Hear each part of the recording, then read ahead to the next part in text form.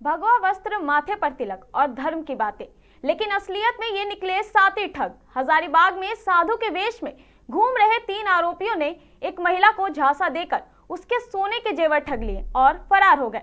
नमस्कार, आप देख रहे हैं मिरर मीडिया, मैं हूं अंजलि। हजारीबाग के हुरहुरु इलाके में साधु के वेश में ठगी करने वाले 3 आरोपियों को पुलिस ने गिरफ्तार किया है। आरोपियों ने गुड़िया देवी नामक महिला को झांसे में लेकर उनके सोने की जितिया और अन्य जेवर ठग लिए थे। घटना की सूचना मिलते ही पुलिस ने छापेमारी शुरू की और क्षितिज अस्पताल के पास से एक टोटो में सवार 3 संदिग्धों को पकड़ लिया। तलाशी के दौरान महिला के सोने के जेवर बरामद हुए, साथ ही 7 संदिग्ध लॉकेट भी जब्त किए गए। गिरफ्तार आरोपियों की पहचान बिहार के रोहतास निवासी मलेट्री लाठौर, अखिलेश लाठौर और तितई लाठौर के रूप में हुई है। पुलिस ये जांच कर रही है कि तीनों किसी बड़े ठगी गिरोह से जुड़े हैं या नहीं। पुलिस की त्वरित कार्रवाई से स्थानीय लोगों ने राहत की सांस ली है। पहले आपको सुनाते हैं पुलिस ने क्या कहा।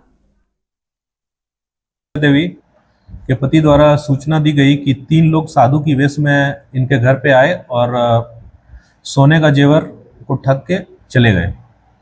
चूंकि ये बड़ा बाजार थाना क्षेत्र में आता था तो तुरंत ही वरीय पदाधिकारी पुलिस अधीक्षक महोदय को इसकी सूचना दी गई तथा उनके आदेशानुसार इस घटना के सत्यापन के लिए पुलिस पदाधिकारी को प्रतिनियुक्त किया गया सशस्त्र बल के साथ। और महिला के द्वारा बताया गया कि जिस दिशा में वो लोग प्रस्थान किए थे ठगी करने के बाद, उस दिशा में सघन जांच अभियान चलाने के बाद 3 लोगों को पकड़ा गया जो कि ठगी करने के बाद फरार हो गए थे।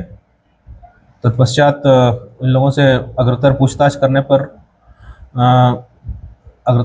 करने पर ये पता चला कि ये लोग साधु के वेश में विभिन्न जगहों पर जाकर खास करके महिलाओं को टारगेट करते हैं और महंगे जेवरात, सोने चांदी के जेवरात की ठगी किया करते हैं।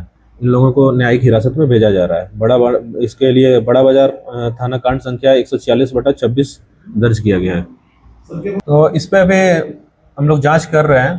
तो और भी देखा जा रहा है कि ये लोग इस प्रकार की ठगी हजारीबाग के दूसरे थाना क्षेत्रों में इन्होंने किया है या नहीं किया, इस सब में अनुसंधान किया जा रहा है। सब अनुसंधानरत है। अब सीधे जुड़ते हैं हमारे संवाददाता रुपेश से और जानते हैं क्या है पूरा मामला। रुपेश, सबसे पहले आप हमें ये बताइए, आखिर आरोपियों ने महिला को अपने झांसे में कैसे लिया और ठगी की वारदात को अंजाम कैसे दिया? जी, आपको बता दें कि वह साधु का भेष बनाकर उनके घर पहुंची थी और उससे जो बातें कही थी कि आपके घर में जो सुख सुविधाएं कम हो रही है, कहीं ना कहीं काली जादू का साया है, ऐसी बातें कर उसे अपने झांसे में लिया। उसके बाद उनके जेवर लेकर वो वहां से फरार हो गई। जब महिला को यह बातें समझ में आई तब तक काफी देर हो चुकी थी, वो लोग फरार हो चुके थे। जिसके बाद उन्होंने प्राथमिकी बड़ा बाजार थाने में उसकी प्राथमिकी दर्ज कराई, जिस पर तुरंत पुलिस ने संज्ञान लेते हुए ये ऐसी कार्रवाई की और ये जो पूरा गिरोह है उसे धर दबोचा। जी, इतनी जल्द आरोपियों तक कैसे पहुंच बनाई और उनके पास से क्या क्या चीजें बरामद हुई है? जी, आपको बता दें उनके पास से जो उन्होंने चोरी की थी वह ये सामान बरामद हुए, वो जेवर बरामद हुए। साथ ही अगर आपको हम बात करें कि तो उसके पास से उनके जो लोटे जो बरामद जो वो अपने रूप बदले थे वो बरामद हुए थे। उसके साथ ही जो कई एक माला और जैसी चीजें भी उनके पास से बरामद हुई है। जी, आपसे आखिरी सवाल रहेगा रुपेश, क्या शुरुआती जांच में किसी बड़े ठगी गिरोह से इनके संबंध सामने आए हैं?